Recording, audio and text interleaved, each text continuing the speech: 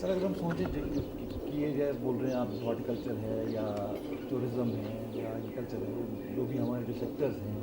ان میں دیکھ لیں تو مجھے لگتا ہے سب سے بیسک جو پرابلم ہے سیلف امپلائمنٹ ٹائپ یا کوئی بھی انٹرپرائز خود کرنا چاہے، وہ یہ ہے کہ لوگ یہ کمپلین کرتے ہیں کہ ہمارے پاس پیسہ نہیں ہے۔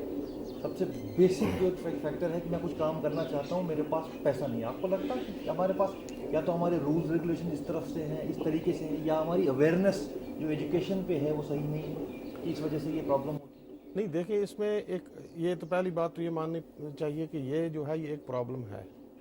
اور یہ شکایت بھی جو ہے اپنی جگہ پر درست ہے۔ یہ کس حد تک درست ہے اس کا ہمیں تجزیہ کرنا پڑے گا۔ جہاں تک لیکوڈیٹی کا تعلق ہے یا پیسے کی فراہمی کا تعلق ہے، کسی بینک کے پاس، مالی ادارے کے پاس، یا خاص طور پر میں جموں کشمیر بینک کی بات کروں گا،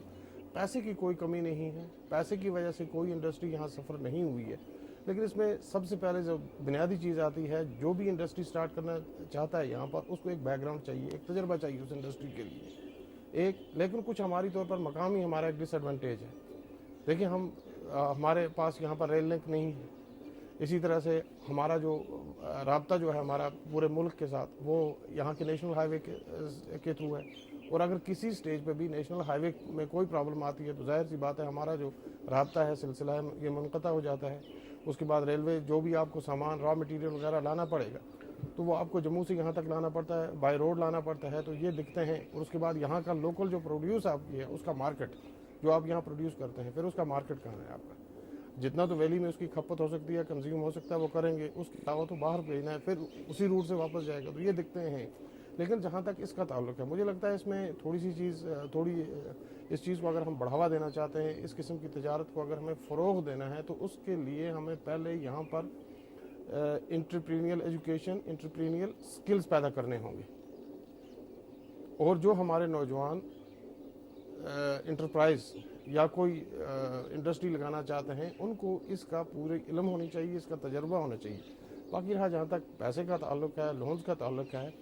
بالکل یہ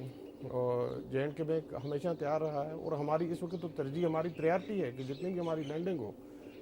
یہ زیادہ تر جے اینڈ کے اسٹیٹ میں ہونی چاہیے۔ یہاں بہت اچھا مارکیٹ ہے، بہت اچھا جو پوٹینشیل ہے وہ اویلیبل ہے یہاں پر، تو اس پوٹینشیل کو ایکسپلائٹ کرنا ہے، اس کو ٹیپ کرنا ہے۔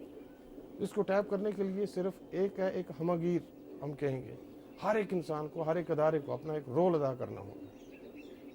انڈیویجول کو بھی رول ادا کرنا ہے، ادارے کو بھی رول ادا کرنا ہے، جو یہاں کی اسپانسرنگ ایجنسی ہیں ان کو بھی اپنا ایک رول ادا کرنا پڑتا ہے، ان کو کرنا پڑے گا۔ تو یہ سب چیزیں جس کو مل جائیں گی، اور ایک دوسرے کی جو دقتیں جو ہیں، مشکلیں ایک دوسرے کو جب ہم سمجھ پائیں گے، تو میرے خیال میں کوئی دقت نہیں ہوگی کہ ہم انڈسٹری کو آگے لے سکیں۔ ہاں، ایک چیز میں ضرور کہوں گا کہ جو ایریا اسپیسیفک انڈسٹریز ہیں، ہمیں انہی پر ترجیح دینی چاہیے۔ اگر ہم یہاں ہیوی انڈسٹریز کی بات کریں، لارج اسکیل میڈیم انڈسٹریز کی بات کریں، تو مجھے لگتا ہے اس کے لیے ابھی کافی وقت درکار ہے۔ فی الحال ہمیں کنسنٹریشن جو ہے اپنے یہ جو 5 سیکٹر جن کا میں نے تذکرہ آپ کے سامنے کیا ہے، تو ان پر ہمیں